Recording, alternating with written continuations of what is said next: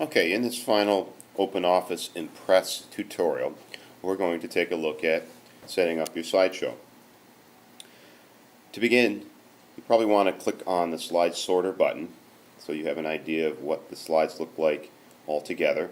This would be kind of the final time to take a look at what slides you might want to delete. You can certainly edit those by highlighting the slide and hitting your delete key.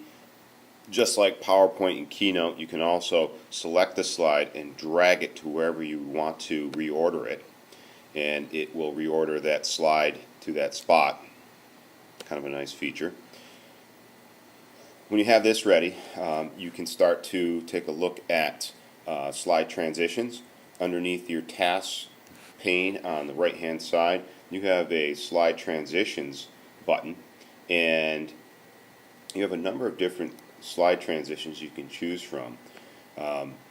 If you choose your normal view, go back to normal view and choose any slide. I'm going to start with my beginning slide. When you browse through these screen slide transitions, it'll actually preview it for you. So I'm just going to kind of browse through these so I have an idea of what each of them look like. Okay. Once you have one you like, you can apply that.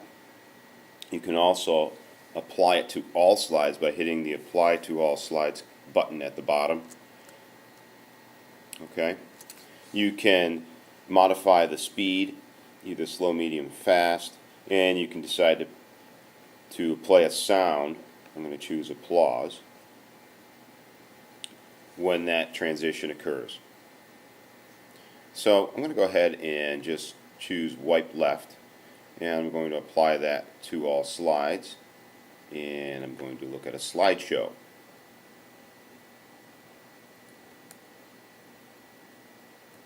And as you see, it is simply wiping left through each of the slides. You can do that for each of those. Okay, what about transitions and animations? Going back to my first slide, I'm going to select the text in the title of this slide, and we're going to give that an animation. Some people like that sparkly effect or the fly-in effect. Let's choose from our task pane the custom animation, and at this point, once I have that text highlighted, I can click Add, and now I have a number of different animations here for the features. It could be a picture, it could be a graphics table, a chart, but in this case we've selected a piece of text. So by scrolling through these, it gives me an idea of what each of those look like to create those animations. Wheel, wedge, and so forth. And again, I can augment the speed, slow, medium, fast, very slow. I'm going to stick with medium, and I'm going to say OK. And now let's play that. And how does it look in a slideshow? I'm going to choose my slideshow button. And let's back up a bit.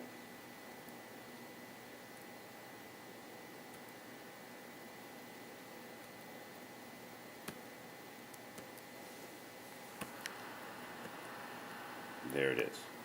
Okay. So, finally, I'm going to go back to slide sorter, and I'm going to rehearse the timings. Again, the default setting that we can choose for this is 10 seconds. I know that by going to slideshow and slideshow settings. Under the slideshow settings, I have the range, the type, and options.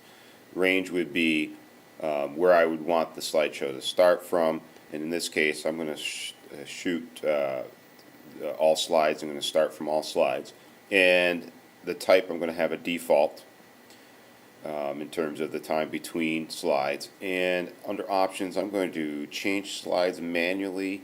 I'm going to allow the animations, and I'm going to change slides by clicking on the background. I'm going to hit OK there.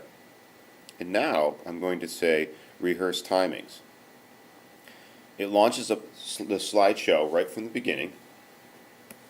And once I have selected my forward button, you'll notice that there's a little timings box down in the lower left hand corner, and that is the timing that I can set up. As soon as I advance the slide at the appropriate time, it sets that. So I'm going to set this for 15 seconds.